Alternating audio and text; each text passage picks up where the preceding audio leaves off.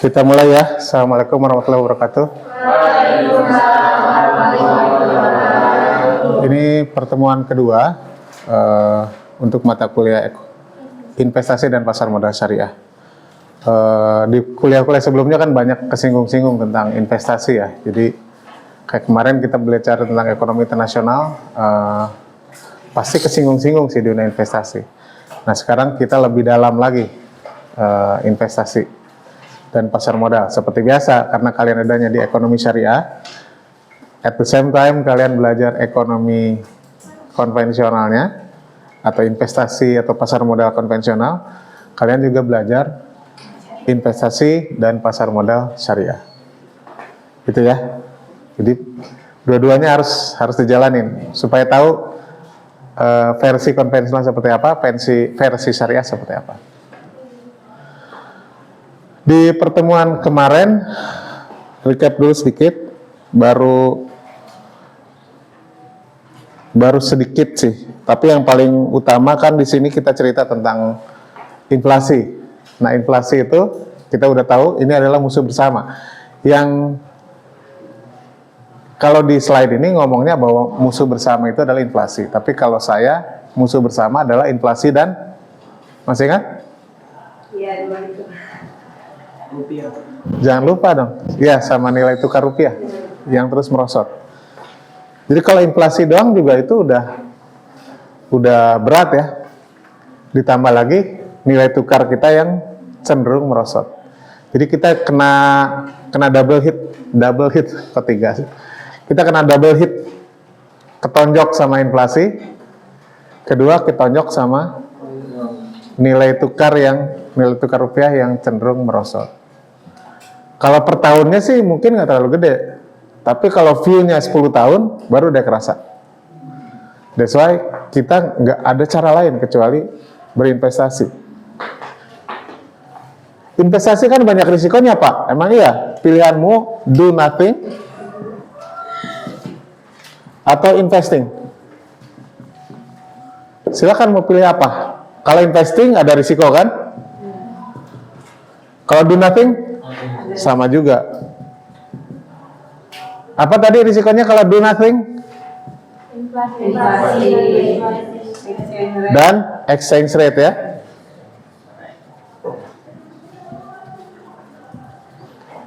Kalau do something, investing, risikonya ya itu sesuai. Nanti bisa dipilih-pilih.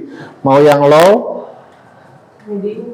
mau yang mid, mau yang high. Kita bisa pilih. Kalau ini you do nothing, udah pasti. Kalau you do investing, tetap ada risiko, tapi kita bisa pilih-pilih. Bisa low, bisa mid, bisa high. Kalau low mungkin konsekuensinya belum tentu bisa ngalahin ini. So kita harus berani ke mid atau berani ke high. Berani itu bukan berarti nekat. Berani itu adalah kita mitigasi risikonya. Risiko itu bukan sesuatu yang harus dihindari. Bukan berarti risiko itu hindari. Risiko itu harus dimitigasi. Nggak semua risiko dihindari. Ada tentunya risiko yang harus dihindari. Tapi tidak semua risiko harus dihindari. Naik pesawat, itu kan risikonya tinggi banget kan? Kok kita berani? Karena risikonya sudah termitigasi. Makanya high risk. Tapi karena dia sudah mitigate, risikonya jadi terkontrol. Tapi tetap dapat high return. Jadi kan maunya gini ya. Karena kan high risk, high return kan? Nah, gimana caranya supaya high risk ini turun menjadi lebih terkontrol lah. Jadi risikonya itu sudah lebih control risk supaya kita dapetin high return. Jadi jangan dibiarkan risiko itu menganga. Risiko itu harus dikontrol atau mitigate. Whatever bahasanya ya. Jadi dari high Kalau sudah mitigate, sehingga nanti risikonya sudah terkontrol.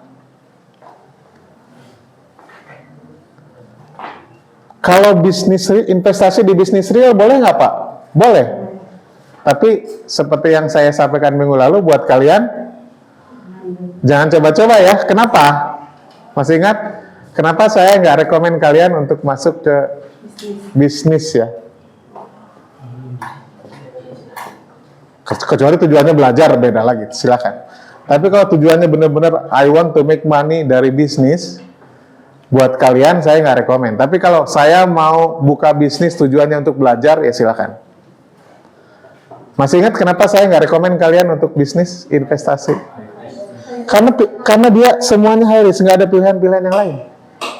Kecuali kalian udah bisa mengkontrol risiko itu.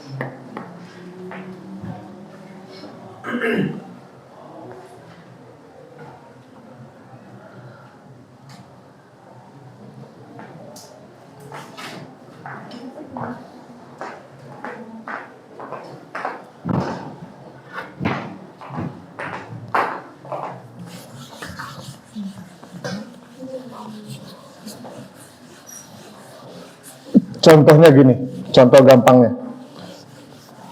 Ujungnya sih ya tentang investasi itu kan tentang mengelola risiko ya. Ujungnya. Dan pada akhirnya, produk-produk keuangan itu pada akhirnya adalah tentang mengelola risiko. Kemarin kita mata kuliah asuransi. Tentang apa? Risiko kan? Sekarang kita ngomong investasi. Juga tentang risiko, karena di balik high risk itu ada high return. Berarti kita gimana caranya mengantisipasi high risk tersebut menjadi lebih terkontrol supaya kita dapetin high return. So jadi mau ngomong banking produk bank itu juga tentang mengelola risiko. Banknya yang mengelola risiko maksudnya. Karena dia ada kewajiban bayar sesuatu ke customer, kemudian ada ekspektasi dapat sesuatu dari customer yang lain kan gitu ya. Nah ini kalau dia nggak kelola risikonya dengan benar, bisa boncos. Itu mungkin yang terjadi dengan Dana Syariah Indonesia. Kalian tahu beritanya tentang Dana Syariah Indonesia? Nggak tahu ya? Dana Syariah Indonesia itu platform peer-to-peer. Peer-to-peer lending itu kan sama mirip dengan banking kerjanya. Tapi karena manajemen risikonya yang nggak robust, nggak canggih atau nggak baik, sehingga dia sekarang kena problem. Coba sekalian googling masalah Dana Syariah Indonesia. Karena apa? Karena mereka tidak bisa mengelola risiko dengan benar. Akibatnya seperti Dana Syariah Indonesia.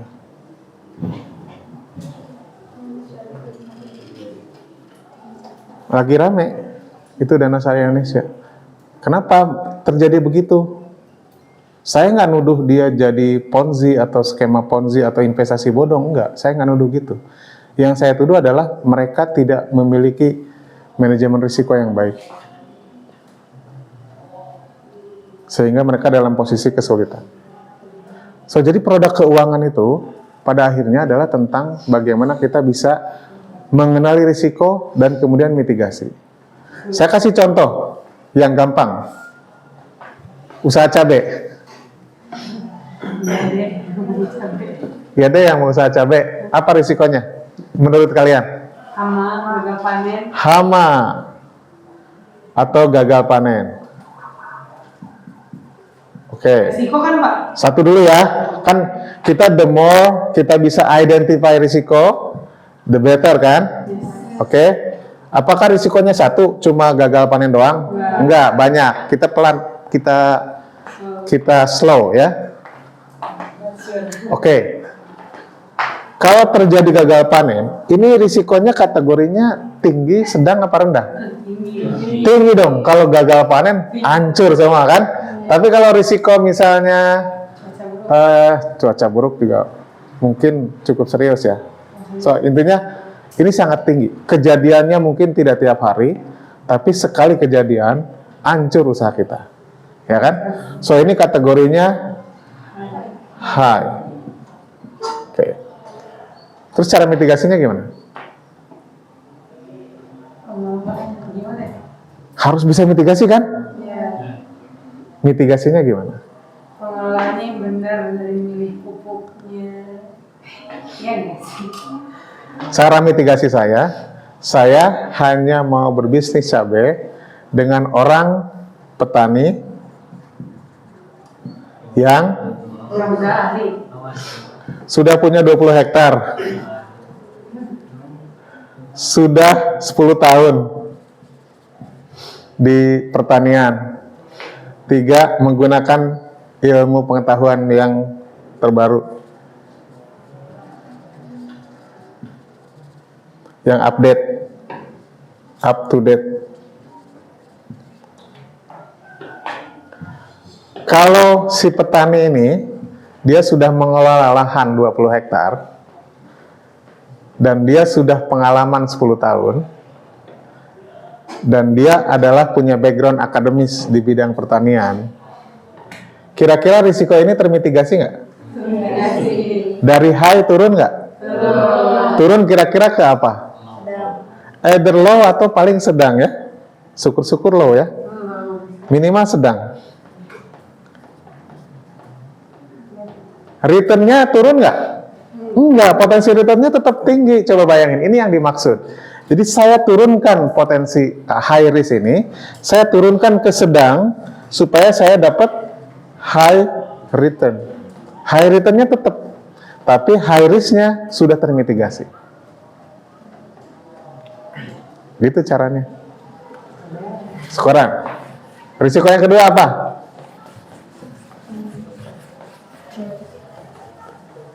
Itu udah tercover sama gagal panen deh tadi. Gagal panen bisa karena hama, bisa karena cuaca. Risiko kedua apa kira-kira? Ini pengelola yang nggak jujur. Bisa ya itu mitigasi. Oke. Pengelolanya nggak jujur ya? Ngelola, betul banget, nggak jujur. Ini risikonya tinggi, sedang apa rendah? Tinggi kan? Kalau hama cuma sekali kan? Tapi kalau nggak jujur dari awal sampai akhir nggak jujur. Film. Udahan ya saya. Itu banyak. Bisa nggak kita mitigasi ini? Misalnya, gimana cara mitigasinya? Rekrut nggak tahu. Rekrut Santri. orang pesantren, ya kan? Pesantrennya pesantren Indonesia. Iya. Apalagi? Ya guys, kebalikan. Punya pengalaman bukan berarti dia jadi jujur kan? Ya kan tadi udah dibahas. Ini masalah ketidakjujuran nih.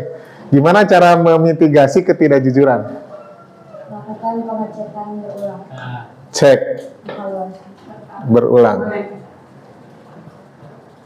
Ada lagi?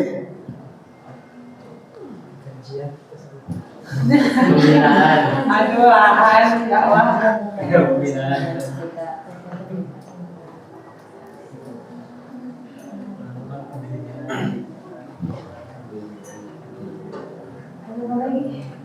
Uang dipegang admin.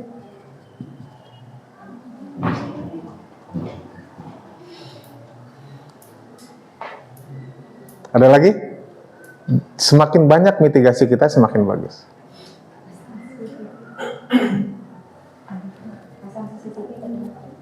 Pasang CCTV. Nah, kurang lebih gitu ya. Jadi kita memitigasi. Kira-kira turun nggak dari tinggi? Turun ke apa? Sedang. Mungkin ke sedang, nggak ke rendah ya. Iya. Gitu caranya. Jadi kita udah 2 risiko. Ada lagi? Banyak. Jangan coba-coba makanya masuk bisnis. Kasih contoh lagi, risikonya apa lagi? Tentang usaha cabai.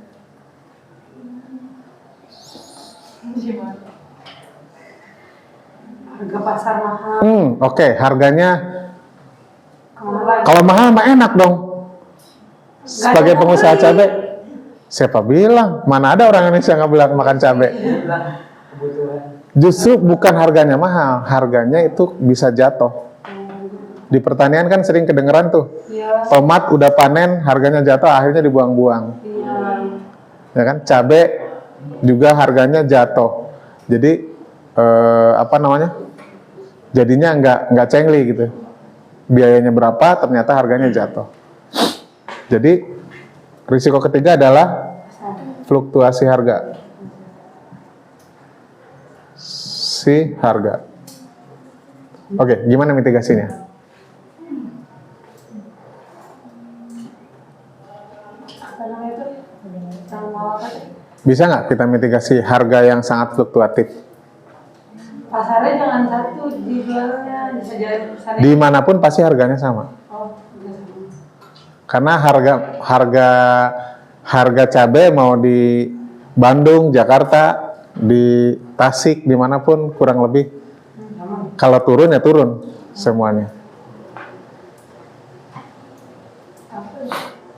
Cara mitigasi saya, HPP itu saya kontrol harus di bawah 20.000.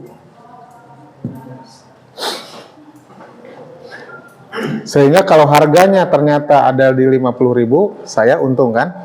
Harganya ada di 40.000, saya masih untung. Harganya ada 30.000, saya masih untung. Harganya di 20.000, saya masih oke. Harganya di 15, mungkin sakit. Tapi saya kan panennya, kedua panennya 8 bulan. Cabai itu panennya 8 bulan. Jadi bisa jadi bulan pertama saya kena harga ini. Bulan kedua saya kena harga ini. Bulan ketiga saya harga ini. Bisa kan? Bulan keempat saya kena harga ini. Bulan kelima saya kena harga ini. Sehingga average-nya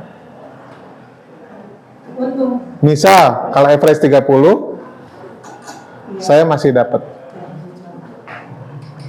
Jadi di cabai itu saya kan panen tiap bulan, tiap hari, tiap minggu. Pasti saya akan kena ke harga ini, pasti juga saya akan kena ke harga ini. Ekspektasinya ada di average yang di atas HPP. Kecuali kalau saya panennya cuma sekali, panen sekali, dan di saat itu harganya di 15, boncos. Atau sebaliknya, panennya sekali, harganya 50.000, untungnya luar biasa. Nah, di cabai itu panennya kan panjang, jadi kita nggak tergantung satu apa namanya, satu kali. Beda misalnya kayak petani bukan kopi sih, apa yang timun kan sekali panen selesai kan? Tipe pertaniannya kan gitu, atau tomat sekali panen selesai. Terus apa lagi? Semangka sekali panen selesai. Nah itu jika pas kita panen ternyata harganya lagi jatuh, nah itu sedih banget. Kalau cabai ini masa panennya 8 bulan. Jadi pasti di periode 8 bulan ini, di periode yang panjang itu, kita ngalamin ini gitu. Makanya ini bisnis yang menurut saya make sense. Jadi memang ada fluktuasi harga, tapi ada dua mitigasi besar, yaitu kita dapat HPP-nya bisa 20, bahkan bisa lebih rendah. Cara nurunin HPP apa ya? Ini efisiensi.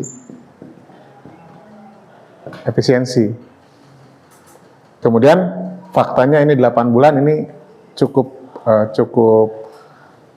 enak lah, gitu. Kayak gini mitigasinya. Jadi dari risiko tinggi turun ke sedang lah, misalnya kalaupun nggak berani nyebut rendah. Kayak gitu. Jadi kita turunkan risikonya dengan cara memitigasi. Ini baru 3. Ada berapa risiko? Itu yang harus kita identifikasi.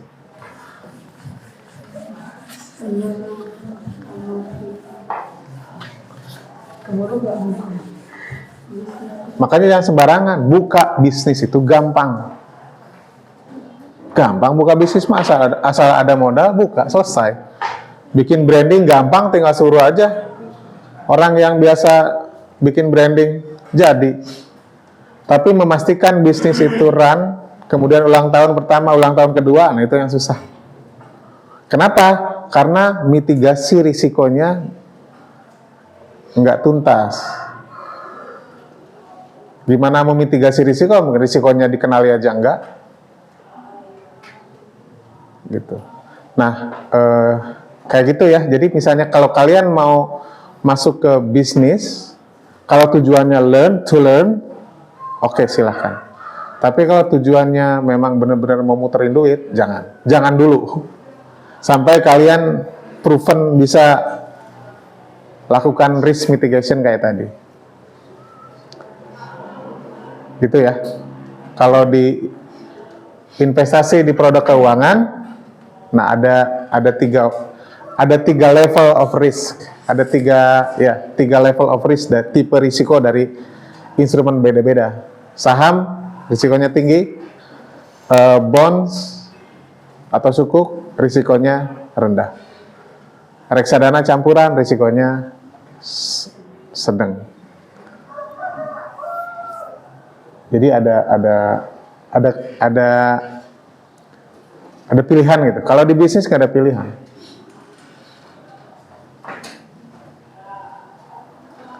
Risiko tinggi, saya ulangi ya, risiko tinggi itu bukan untuk dihindari, tapi untuk dimitigasi. Oke, tadi kita ngomong inflasi, kenapa itu juga risiko kan? Dan itu nggak bisa dimitigasi. When you do nothing,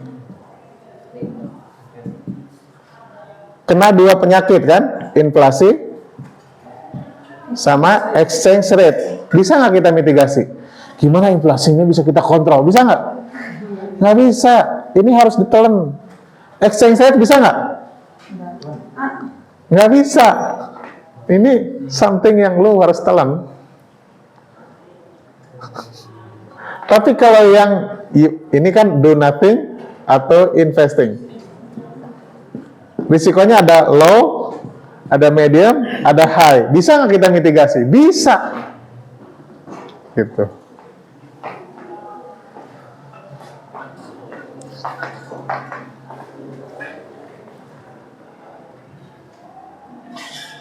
Kemarin saya cerita kenapa ada inflasi sih di zaman sekarang.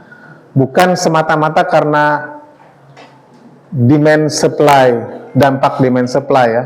Kan kalau di textbook inflasi itu ada yang demand pull inflation, ada yang namanya cost push inflation. Kemarin saya cerita ya.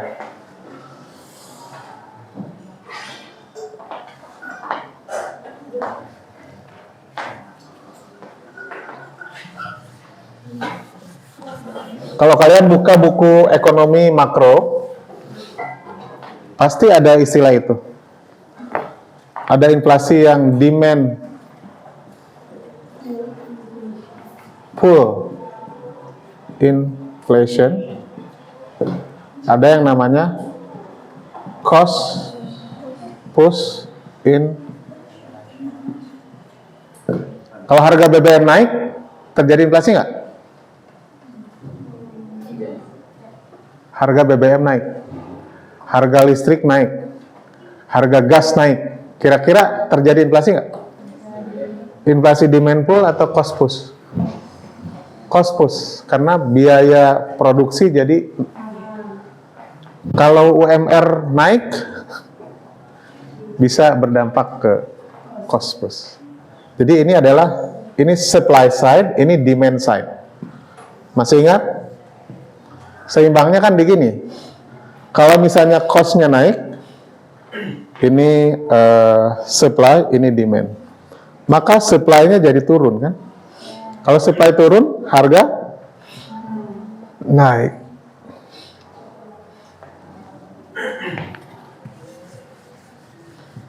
Kalau demand pull gimana? Contohnya demand pull apa? Demand pull gambarnya begini. Sama, awalnya ini supply, ini demand. Karena demand-nya kenceng ke sini, maka harga naik. Apa contohnya? Inflasi yang disebabkan oleh demand pull.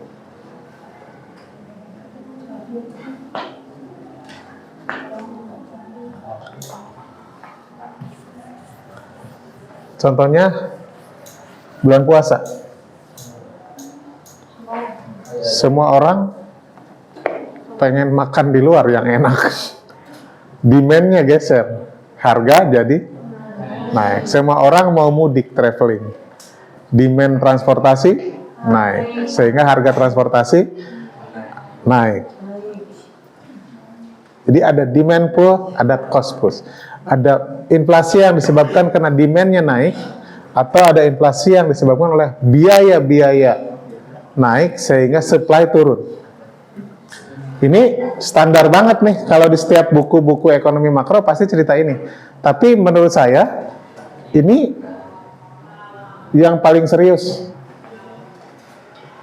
Ketika uang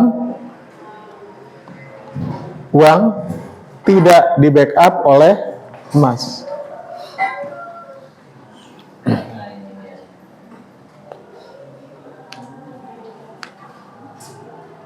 Ketika uang tidak di backup oleh emas, uang hanya selembar kertas, kemudian uang dicetak sembarangan, maka nilai uang makin lama makin turun terhadap emas. Jadi inflasi itu buat saya mungkin adalah melemahnya nilai uang terhadap emas. Itu inflasi, buat saya begitu.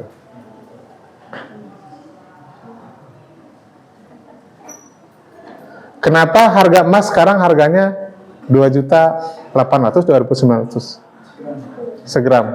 Harganya naik. Sebelumnya 2.500.000 beberapa bulan lalu, atau kalau beberapa puluh tahun lalu harganya nggak nyampe segitu. Pertanyaannya, kenapa harga emas naik? Padahal emas kan kualitasnya begitu-begitu aja. Emang misalnya ada fitur tambahan gitu, sehingga harganya jadi naik kan? Enggak. Kenapa harga emas naik? Permintaannya mungkin banyak. Karena banyak orang yang sisi emas. Iya, berbagai macam alasan betul tuh. Karena tiba-tiba banyak orang demand ya, gara-gara si Trump nangkep Maduro, dunia jadi cemas, jadi orang akhirnya yang asalnya pegang saham pindah pegang emas.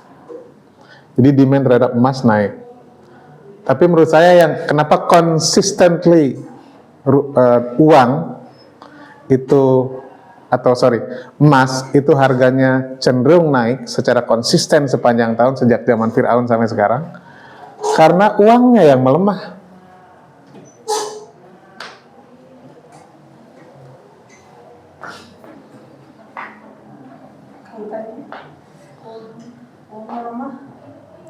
Nilai uang yang melemah terus terhadap ini. Gampangnya kalau uang dicetak terus sementara ini supply-nya terbatas, maka ini ngelawan ini kan jadi kalah kan.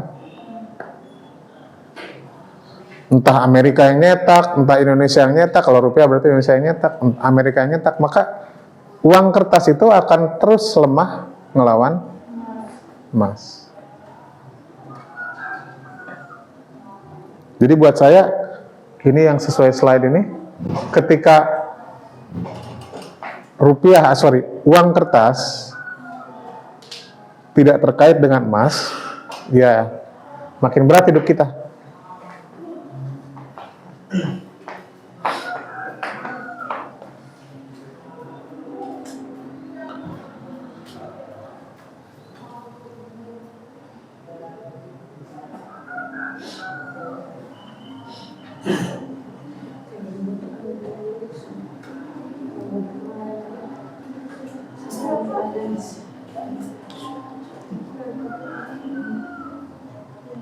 Venezuela.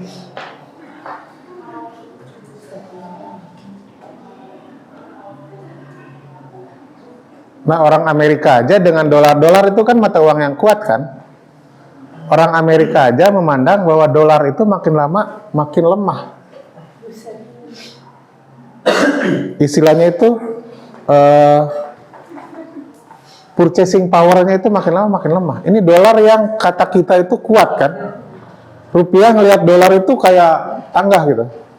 Nah, dolar sendiri itu mereka itu memandang atau melihat fakta value of Federal Reserve Notes itu makin lama makin lemah. Artinya dolar itu makin lama makin tak bernilai.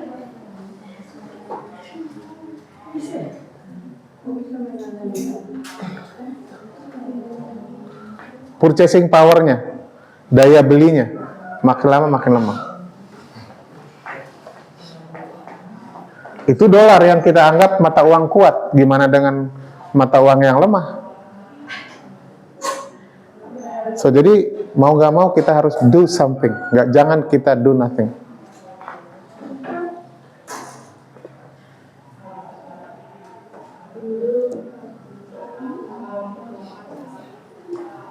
Kenapa berinvestasi itu ada dua alasan sekarang. Bukan hanya karena ada dua risiko tadi. Alasan yang lain karena kita punya kebutuhan di masa depan. Ini saya gambarin gini.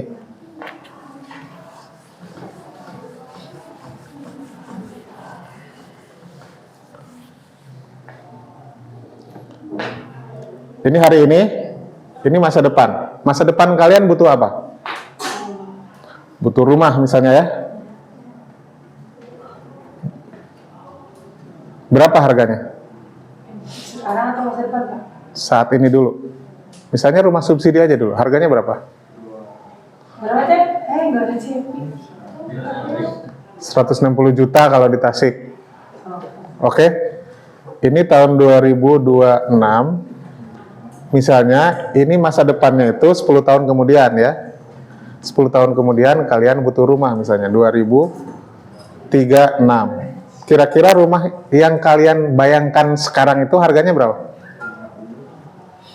Di 2036. Iya, kan yang jelas rumah yang dibutuhin adalah cuma yang 160 juta. Tapi kan nilai ini bukan segitu nanti. Jadi kalau misalnya artinya gini, apakah saya menargetkan planning investasi saya gimana caranya supaya ketemu angka 160 juta?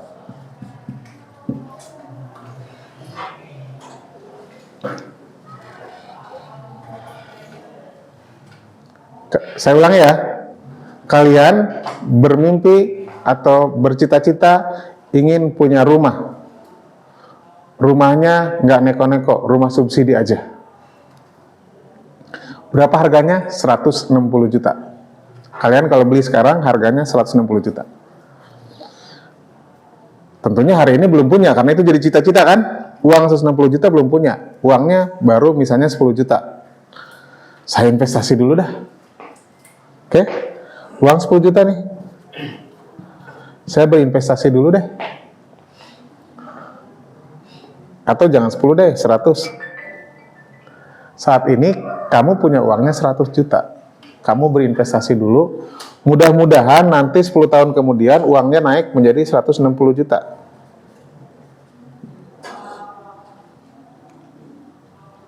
Saya ulangi ya. Kalian bercita-cita saat ini pengen punya rumah. Berapa harganya? 160 juta. Oke. Uangmu saat ini berapa? 100 juta. Oke, berarti kamu harus berinvestasi gimana caranya uang ini berlipat-lipat menjadi 160 juta. 10 tahun kemudian.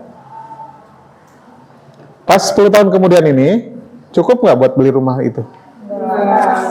Karena ternyata rumah ini harganya misalnya 260. Jadi investasimu harus mencapai angka 260.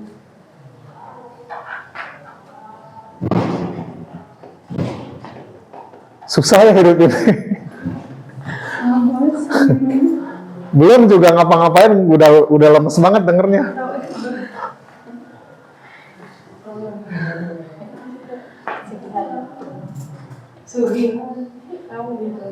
Jadi kalau kita ngerasa bahwa kok makin kesini hidup gua makin susah ya perasaan, ya udah kebayang ini game ekonomi ya begini.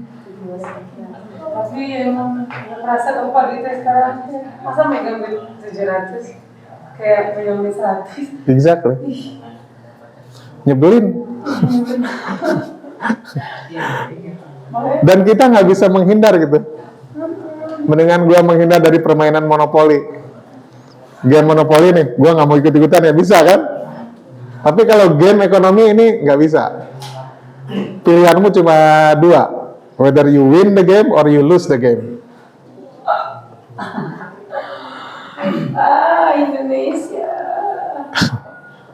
Pusing banget.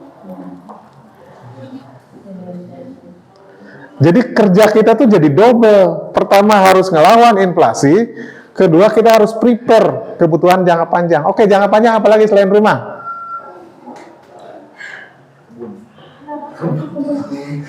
Mau haji, mau berangkat haji ya. Apalagi dream kita di masa depan tuh ada tuh, banyak dream tuh. Pengen menikah, Opsional. menikah. Jangan-jangan tren penurunan menikah di Indonesia katanya kan Iya turun.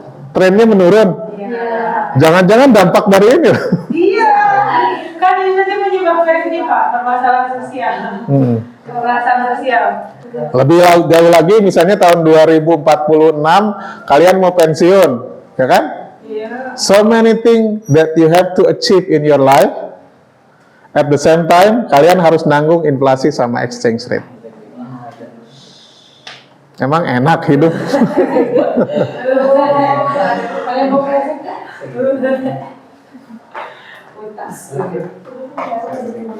Jadi maksud dari slide ini itu begitu. Di saat yang bersamaan kalian menanggung beban inflasi, kalian juga punya dream.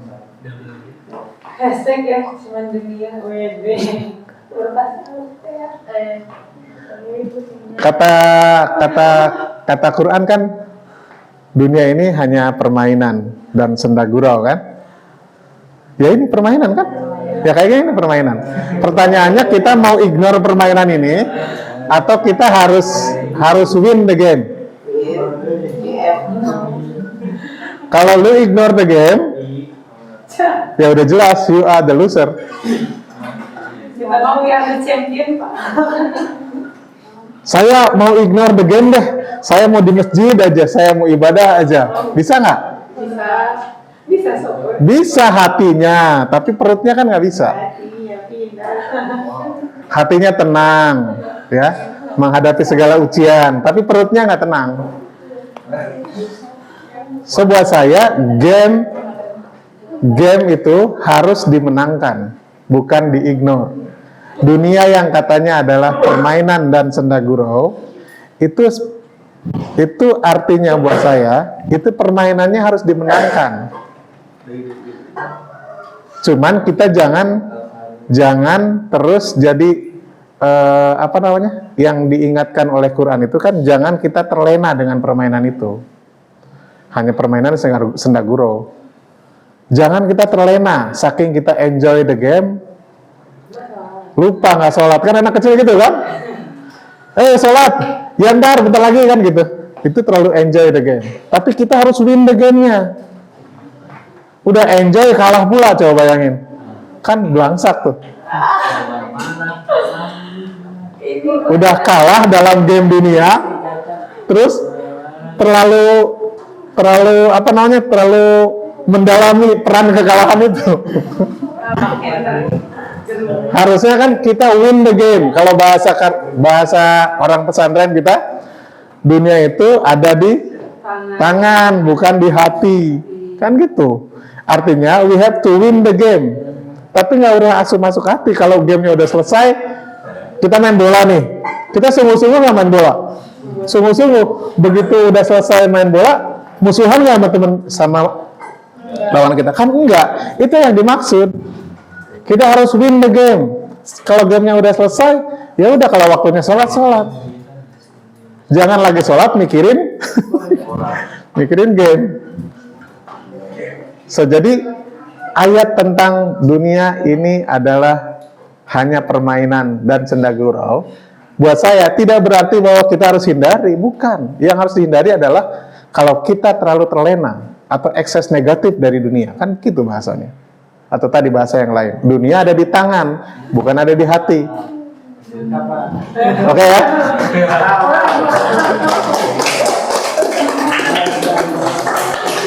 Ini combine banget. Dunia lagi. Iya dong. Dari kemarin tadi sih. Bener ini mah nggak salah kalau dia manggil Ustadz. Terus, ini casing doang Ustaz ini. Aduh. Sebenarnya saya bukan ngarang-ngarang sih. Pikiran saya ini bukan ngarang-ngarang. Syekh Akbar itu ketika dia memberikan memberikan materi tentang makna dunia, kan beliau mengatakan bahwa dunia itu ada dua, fi dunya hasanah. Berarti ada fi dunya yang tidak hasanah. Yang kita cari adalah fi dunya yang hasanah. Bukankah itu yang dicari kan? Robbana atina fid dunya hasanah. Oh, gua jadi besar beneran nih. Itu yang Syekh Akbar bilang, ada di dunia itu ada yang hasanah di dunia. Demikian pun fi akhirati, yang kita mau cari adalah yang hasanah. Kita nggak mau yang di akhiratnya itu yang nggak hasanah. Itu bahasa Arabnya.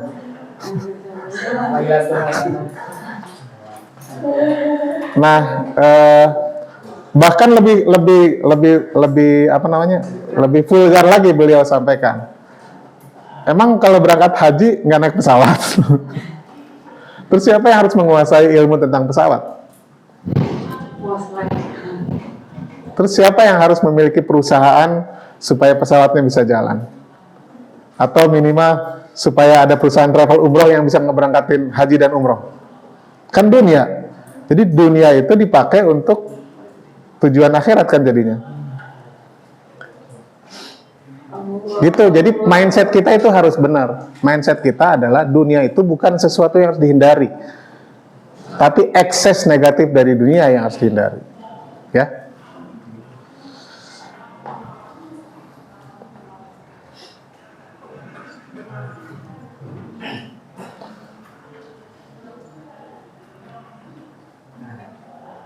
Nah, ini juga kita harus benar mindset kita tentang currency dan uang.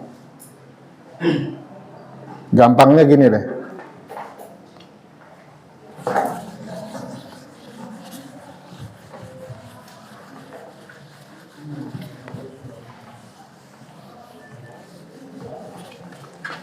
Kalau kita punya gaji,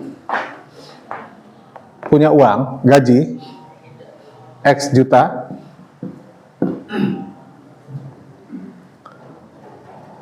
sebenarnya uang itu harus kita habiskan. Karena X juta ini senilai X di tahun 2026. Kalau uang ini kita simpen di bawah bantal dan baru kita pakai tahun 2030, nilainya kan bukan X lagi, tapi less than X juta kan? Makanya disebutnya currency.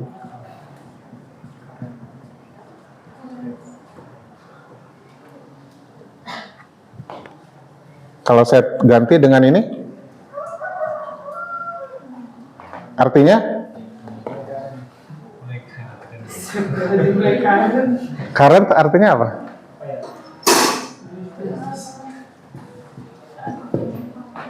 Jadi currency itu dari kata dasar current. Current artinya you have to spend now. Jadi bernilai X juta itu kalau kamu spend sekarang. Tapi kalau kamu spendnya ditunda, ya nilainya nggak sebesar X juta.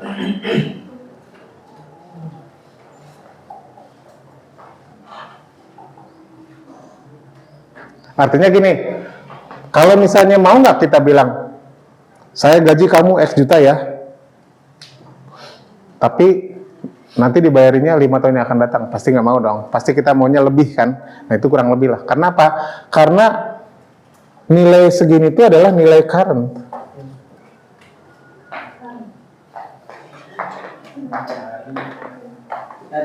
Ya. Ya. Ini tadi sempat lihat di slide sebelumnya ada perkataan dari nggak tahu para ilmuwan atau praktisi. Nah, ini berhubungan sama currency juga. Bahwasannya itu dikatakan uang yang beredar di Amerika itu ada 50 triliun. Oke. 50 dolar. Uang 50 triliun dolar. Sedangkan yang beredar Ya. itu ada 3 triliun. dolar. Ya. Ini sempat dibahas juga gitu kan. Saya pernah lihat di sebuah channel Ya. ngebahas satanic finance, bahwasanya apa ya? Ini nggak cuma berlaku di satu negara, Betul. ini berlaku di semua negara. Sepakat. Di tahun 2017 itu bahwasannya ada dipaparin sama Bank Indonesia, neraca itu memiliki apa ya, data bahwasannya uang yang dia tulis itu ada 6.000, sedangkan uang yang beredar yang ada di Indonesia itu ada 2.000. Nah, berarti ada 4.000 lagi itu kan yang kemana itu. Nah, apakah itu pengaruh buat apa ya, rupiah? Apakah pengaruh gitu rupiah yang ada di Indonesia ini sama dari mana gitu datangnya currency? Kan mungkin 4.000 itu bisa dari currency ataupun kredit. 4.000 maksudnya apa? Gapnya. Yang tadi, Gapnya. Oke. di apa namanya, di pencatatan neraca itu ada. Oke. Sedangkan Ya. mereka cuma ada 2.000. Ya. Ini di mana aja sama, mau di Indonesia, di Amerika, di mana? Kenapa? Karena itu adalah mekanisme sistem perbankan. Mau Indonesia, mau di Inggris, mau Malaysia, Singapura, mau Arab Saudi, semuanya menggunakan sistem perbankan yang sama. Ini saya pelan-pelan nih. Bank A. Ada orang nabung. Orang nabung berarti ditaruhnya di, ini neraca maksudnya. Sebelah sini aset, sini liability, di sini equity kan. Oke. Ada orang nabung 100 miliar. Sama bank ditaruhnya di liability ya, 100 miliar.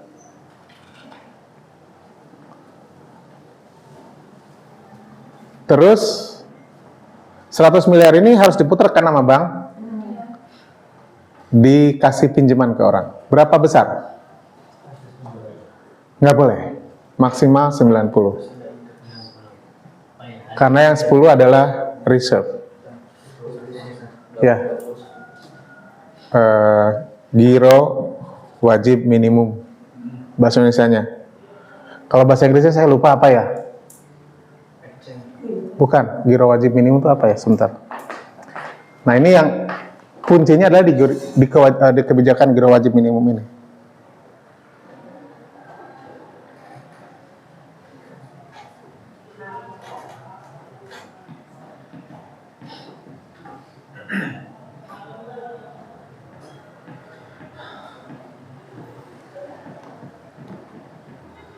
Reserve requirement ratio. Bahasa Inggrisnya reserve requirement ratio. Jadi misalnya kalau GWM-nya 10% atau reserve requirement ratio-nya 10%, maka dari 100 ini yang 90 aja yang boleh di pinjemin, sisanya sebagai GWM. GWM itu disimpan di BI. Oke? Ini anggap aja satu orang namanya si X. Ini dikasih lending ke si Y. Oke? Uang ini masuk perbankan. Uang dari si X masuk ke sistem perbankan. Uang si Y berarti 90 juta keluar dari sistem perbankan. Sama si Y, diapain duitnya? Belum tentu. Ditaruh di bank B. Ya mungkin dibeliin sih sebagian, tapi sebagian kan disimpan dulu. Anggap aja semuanya disimpan, berarti 90 di sini kan? Oke? Berarti sama bank B dikasih ke ini si Y nih. Dikasih berapa 90%-nya? 81 ya. Dikasih ke si Z. Terus yang giro wajib minimumnya 9M. Oke? Berarti udah ada berapa tuh duit yang beredar? Ini tambah ini. Sama si Z ditaruh di bank C. 81 kan? Ini uang dari si Z. Sama bank saya dikucurin lagi kan? Oh iya, jadi lebih. Nah, berapa lah misalnya ini 70. Saya malas ngitung, 70 aja lah, ya gampang ya.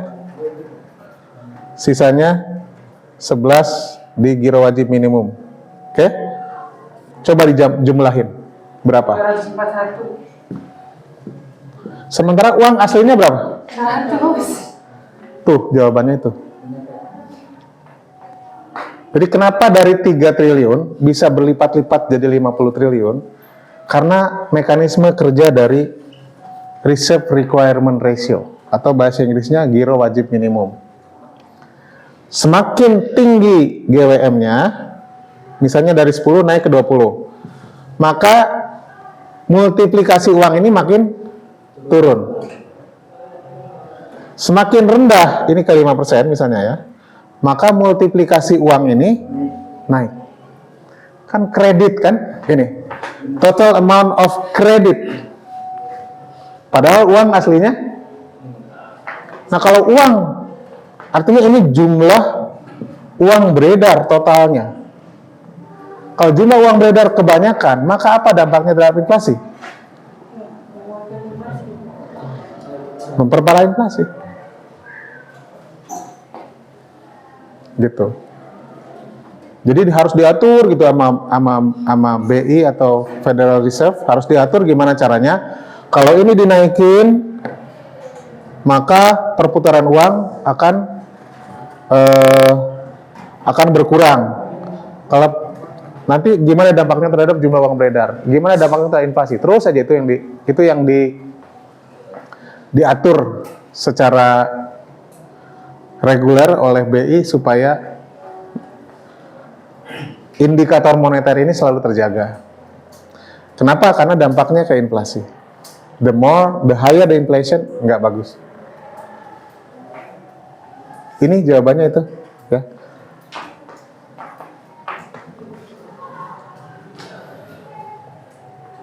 So jadi itu bukan hoax, bukan apa istilahnya tuh? Biasanya kalau di sosmed itu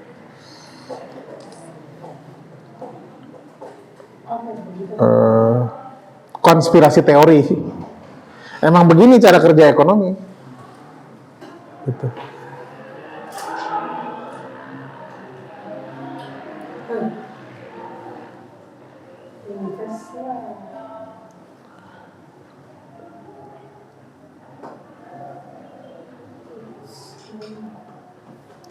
Jelas buat orang awam, buat orang yang pemula, bukan awam, pemula, buat saya highly recommended untuk beli emas. Sangat. Nggak perlu mikir. Aduh, tapi sekarang harga emasnya lagi mahal. Makanya beli emasnya reguler. Jangan sekali-kali. Karena apa? Karena emas itu jadi fungsi hedging, lindung nilai. Jadi cara mengalahkan inflasi tadi, taruh di emas. Kalah inflasi. Emas, inflasi itu jinak sebenarnya. Kalau kita punya emas. Kan udah pernah saya tunjukin ya, yang di Canva saya. Jadi inflasi yang tadi menakutkan itu sebenarnya jinak.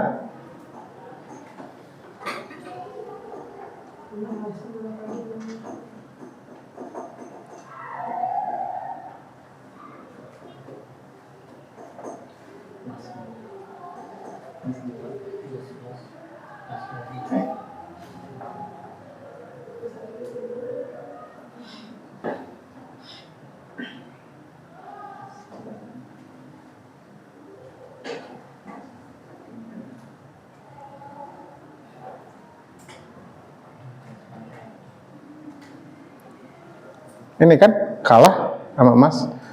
Jadi jangan terlalu takut. Takut itu kalau kita nggak paham. Jangan terlalu takut dengan dunia tadi yang berat ya. Banyak kok cara ngalahin inflasi sama nilai tukar.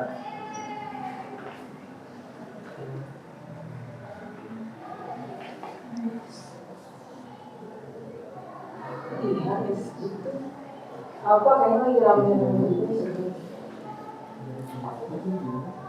Ya hari ini lagi rame ya. Kemarin turunnya sampai 6 apa 7%. Dalam sehari turun anjlok banget. IHSG itu apa? Rata-rata harga IHSG itu rata-rata kenaikan harga saham semuanya. Ada yang naiknya 1%, ada yang naik 5%, ada yang naiknya 10%, ada yang naiknya minus 5%. Macam-macam kan? Ada 700 saham, kenaikannya macam-macam, ada yang plus, ada yang minus. Nah, dirata-ratakan jadi IHSG.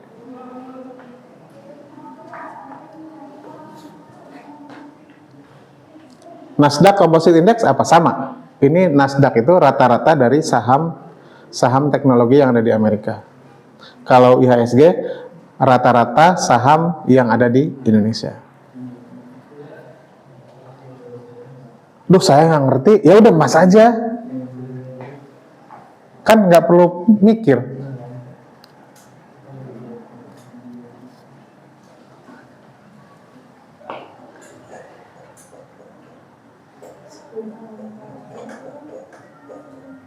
Jadi sejak zaman Fir'aun ini udah bener. Berarti kalau orang banyak kredit ngaruh inflasi. Iya. Berarti ini termasuk penggandaan uang. Iya. Memang iya, kan uang digandakan dengan cara kredit.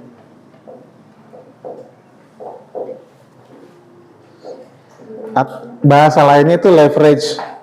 Jadi kalau ada istilah leverage, teman-teman, itu fungsi kredit. Fungsi kredit itu saya mampunya beli motor, tapi dengan adanya kredit maka saya mampu beli mobil, kan gitu.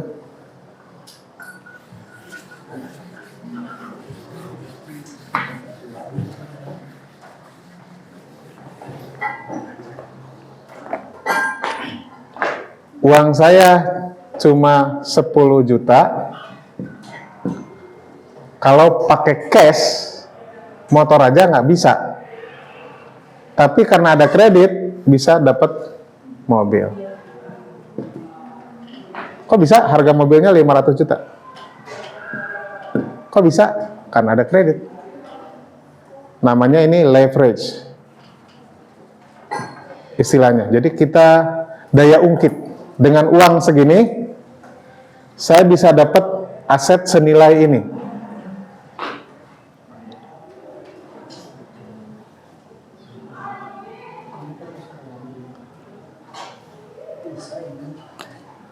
Bahaya nggak? Aslinya tuh duit dia tuh cuma 10.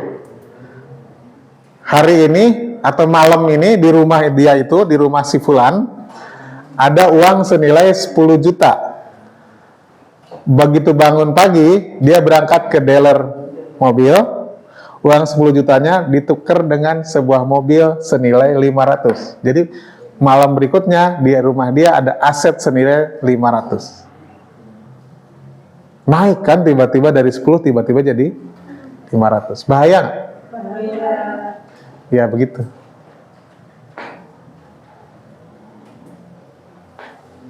Ini saya ganti nih Indonesia. Kan sama aja. Atau ini perusahaan A.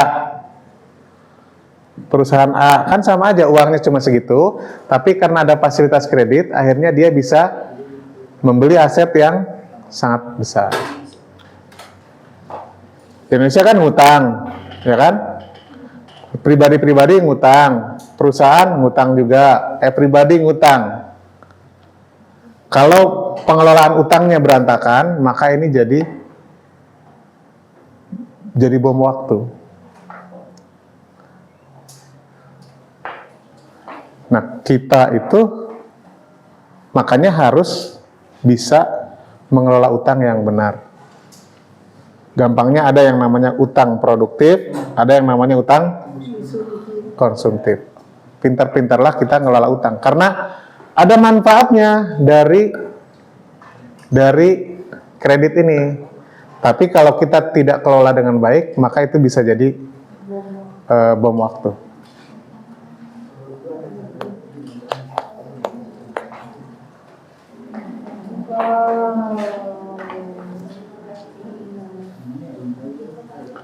So, jadi ini buat saya, buat orang yang sangat pemula, siapapun, nggak ngerti cara investasi dan takut dengan risiko-risikonya, masa sih takut sama beli emas? Udah jelas, lu beli emas, inflasi lewat.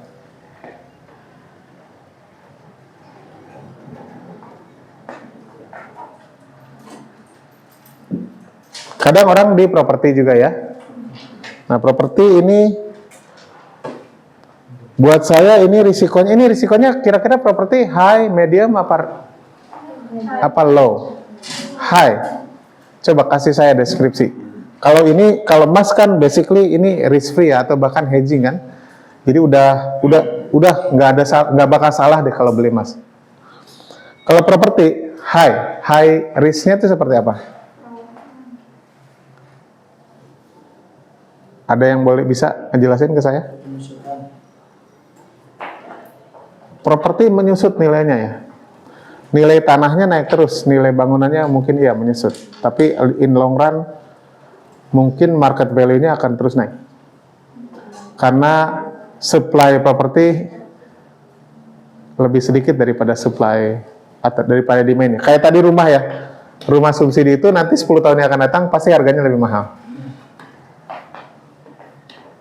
Secara harga, properti itu mungkin tends to naik ya. Cuman risiko terbesarnya adanya di liquidity-nya ya. Masalahnya nggak liquid. Saya beli sawahnya mungkin dia akan naik nilainya kan. Nggak ada harga sawah yang turun kan. Saya beli sawah sekarang, 5 tahun yang akan datang saya jual, itu hampir pasti naik. Kalau secara harga, dia hampir pasti naik. Kecuali ada macam-macam ya, ada jadi rawan banjir, atau tiba-tiba di situ jadi daerah yang rawan gempa, atau sehingga harganya bisa turun. Bisa juga gitu. Tapi kalau misalnya ceteris paribus, maka harga properti itu cenderung naik. Cuman yang jadi problem adalah liquidity. Pas 5 tahun tersebut saya butuh uangnya, belum tentu ada orang yang mau beli. Nah ini di properti kayak gini. Sehingga bahkan kalau pas kita lagi nggak punya uang dan belum kejual, bisa jadi dianya bukan aset tapi malah jadi liability, malah jadi beban. Saya punya apartemen. Sampai sekarang apartemen itu nggak saya tempatin. Dan sampai sekarang juga nggak ada yang ngontrak. Dan sampai sekarang juga saya susah jualnya. Tapi tiap bulan, namanya apartemen ada namanya IPL. Iuran rutin bulanan buat yang dikenakan oleh building management ya. Yang bayar itu siapa? Yang punya kan? Itu jadi beban. Tiap bulan gue harus bayar itu semua. Belum kebersihannya, macam-macam. Jadi punya aset itu bukannya bikin hidup tenang malah ngegrogotin. Karena apa? Nggak ada yang ngontrak, nggak bisa kejual juga gitu. Nilainya sih kalau kejual naik, cuman nggak tahu kapan kejualnya gitu. Ini, tapi kalau jalan ini jadi passive income yang keren. Makanya ini disebut passive income ya.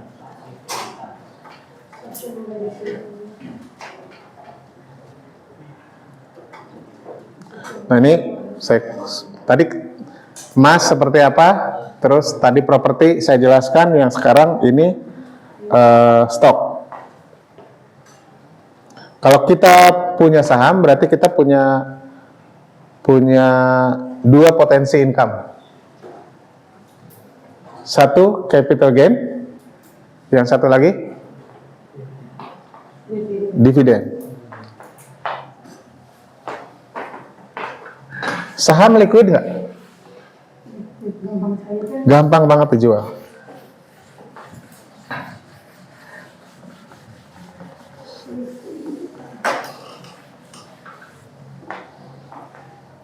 Terserah mau dapetin capital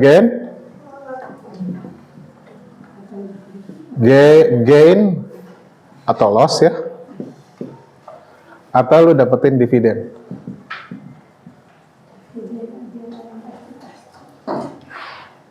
Berapa sih emang dividennya? Ini nggak pasti. Dividen itu artinya adalah bagi hasil.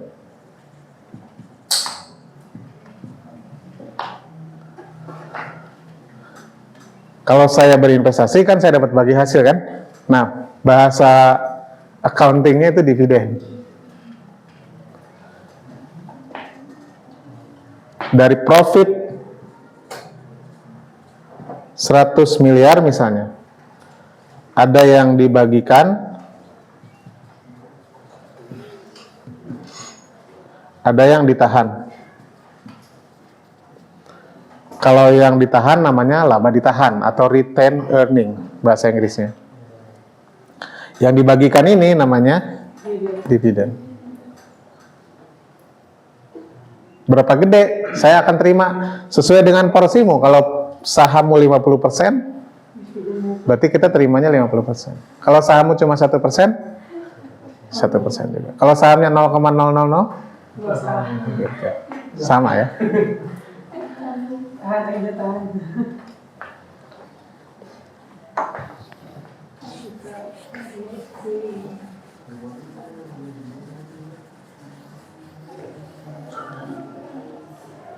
Jadi kadang investor tuh ada yang fokusnya saya pengen ini aja, saya nggak mikirin ini deh.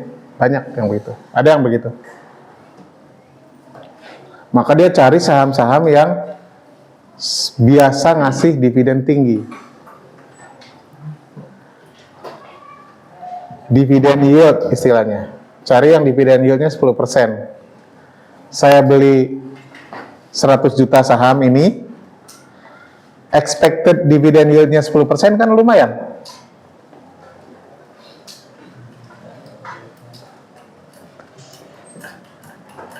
Kebayang nggak? Misalnya kalian punya uang 100 juta.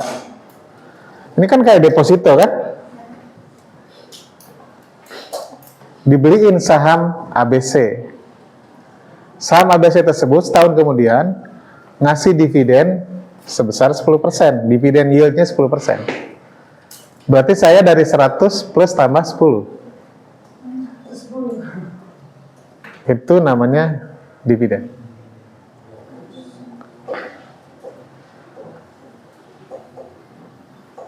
Cuman ini nggak pasti. Apakah kalau kemarin 10 belum tentu masa depan juga 10. Kalau deposito kan pasti kan. Kalau saya beli 100 juta dan rate-nya disepakati di angka, tapi kan nggak mungkin 10% ya. 3% itu pasti akan terima. Kalau ini 10 itu hanya indikator, ini angka estimasi per hari ini. Besok tahun depan bisa berubah.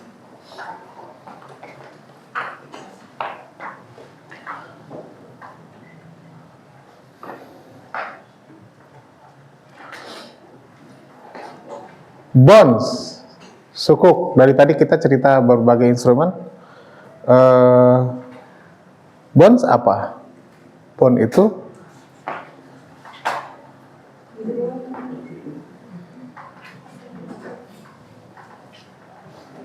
ini aman banget. Kalau kalian mau beli bonds bisa juga di aplikasi banyak.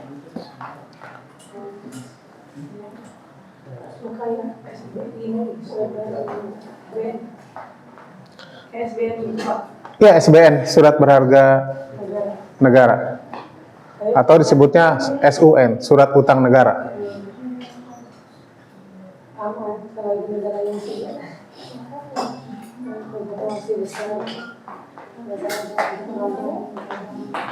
Biasanya rate-nya lebih tinggi daripada deposito.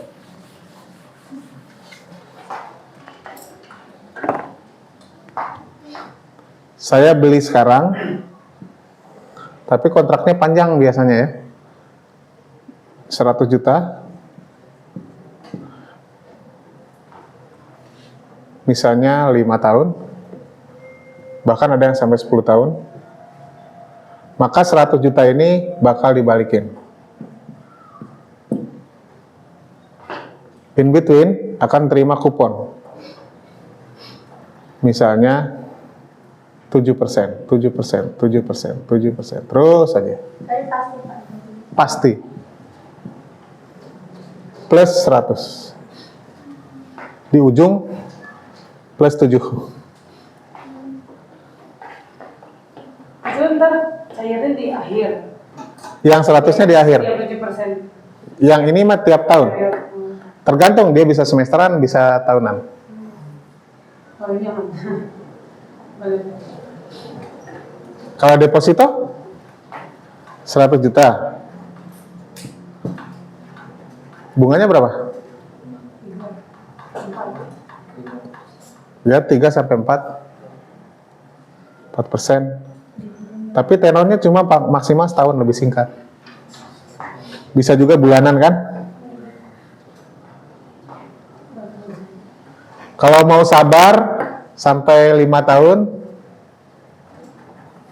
mendingan ini karena bunganya lebih gede. Sabar.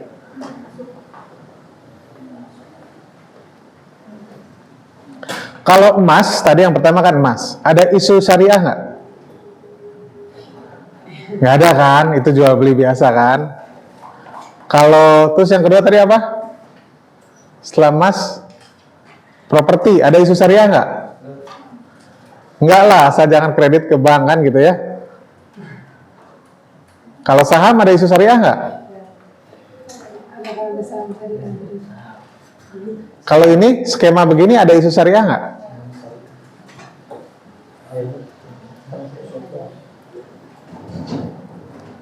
Mengacu ke fatwa MUI.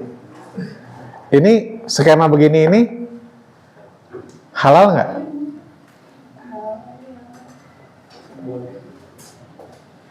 Mengacu ke fatwa.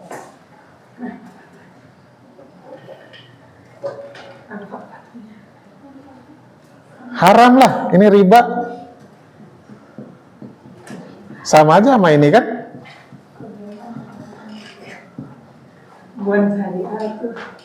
Makanya belinya sukuk, jangan beli bonds. Nah, kalau ini bahasanya sukuk, nah ini nggak riba lagi.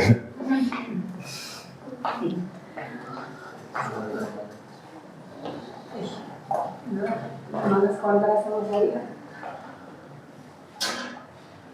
Ini jadi bukan riba. Kalau sukuk jadinya akadnya apa?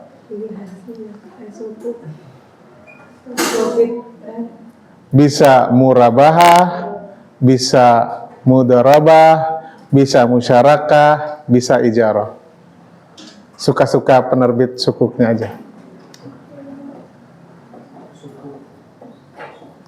Kalau bonds pasti akadnya pinjam meminjam kan? Kalau ini akadnya suka-suka.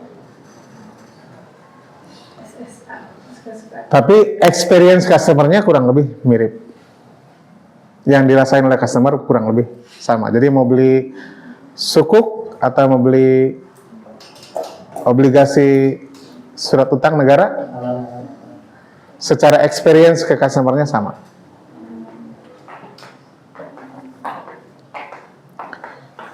Ini pengenalan sekilas-sekilas ya. Mutual fund kalian mungkin udah tahu. Mutual fund ini reksadana. Kadang kalau mutual fund itu bahasanya orang Amerika, kalau orang Inggris nyebutnya unit trust.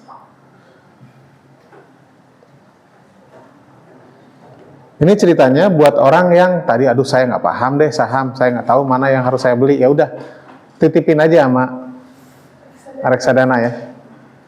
Nah ini yang saya menarik itu adalah mati. Indeks atau ETF. Kalau yang lain saya nggak suka. Nggak suka itu karena untuk konteks Indonesia, reksadana Indonesia itu pertama biayanya mahal, kedua mereka nggak perform. Saya sering ngomong, beberapa kali ngomong di grup saya kan begitu. Saya nggak rekomen para pemula beli reksadana karena 2 alasan. 1, biayanya mahal. Kedua, nggak perform. Berarti udah gua gaji, tapi lu nggak perform, ngapain? Indikator perform atau nggak performnya apa? Tidak bisa mengalahkan benchmark. Kan reksadana tiap bulan dia keluarin fact sheet kan, fund fact sheet. Di fund fact sheet itu ditulis tuh, returnnya berapa dalam setahun, benchmarknya berapa. Kalau dia bisa ngalahin benchmark ya syukur. Tapi kalau seringnya nggak bisa ngalahin benchmark, terus ngapain gua bayar lu? Itulah kenapa saya nggak mau beli reksadana. Kalau indeks gimana indeks? Sama juga. Kalau di Indonesia itu masih struggling. Makanya saya beli ETF-nya itu di US.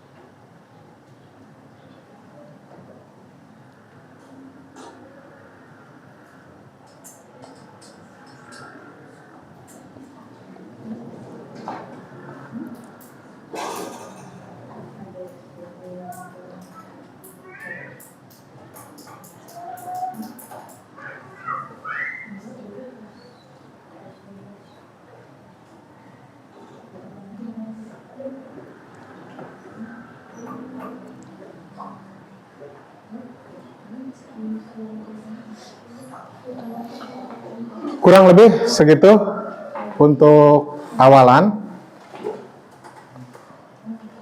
Banyak sekali ya instrumen investasi. Tadi sekilas-sekilas apa itu emas, apa itu bonds, apa itu saham, apa itu reksadana, ETF dan sebagainya. Sekilas-sekilas nanti kita dalami satu persatu. Tapi mungkin akan lebih banyak fokusnya ke 2 kali ya, bonds sama saham. Kalau emas nggak perlu dipelajari, kalian pasti udah tahu. Tapi bond sama saham rasanya kita akan fokus di situ nanti. Oke, ada pertanyaan nggak? Kalau nggak ada, kita tutup. Sampai ketemu minggu depan. Assalamualaikum warahmatullahi wabarakatuh.